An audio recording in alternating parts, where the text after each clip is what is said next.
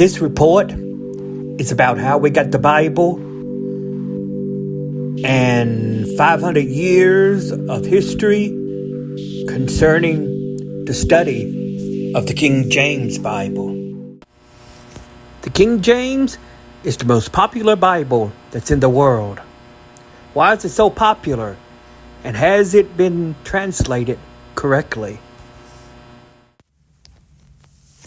We know that they've celebrated not too long ago the Bible, which is about 500 years ago, being put together by King James, and he brought together a lot of scholars to translate the Bible from the original languages to English for the English-speaking people, because the English-speaking people needed a translation of the Bible for them to be able to read it and to understand it.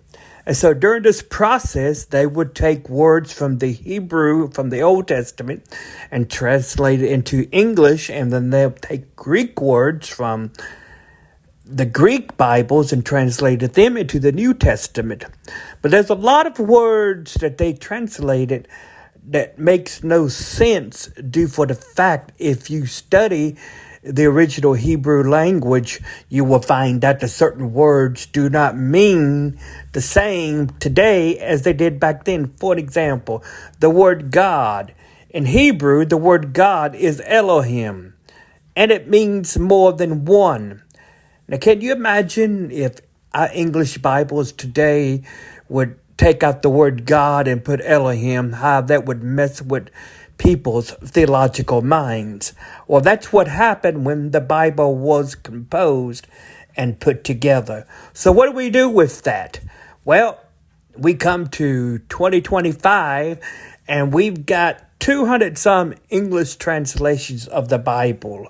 But most of these Bibles that have been translated in English are not correctly being translated from the original Hebrew and from the original Greek.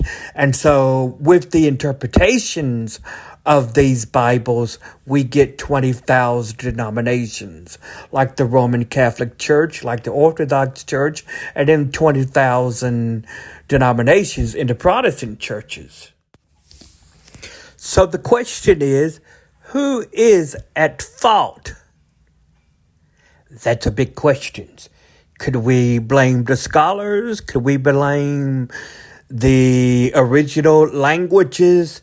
I mean, most people have come to the realization it's hard to translate an older language into another language, because you lose a lot of the meanings, you lose a lot of the idioms, and so forth. And so here we come to the latest days of trying to figure out, why is the Bible the way that it is?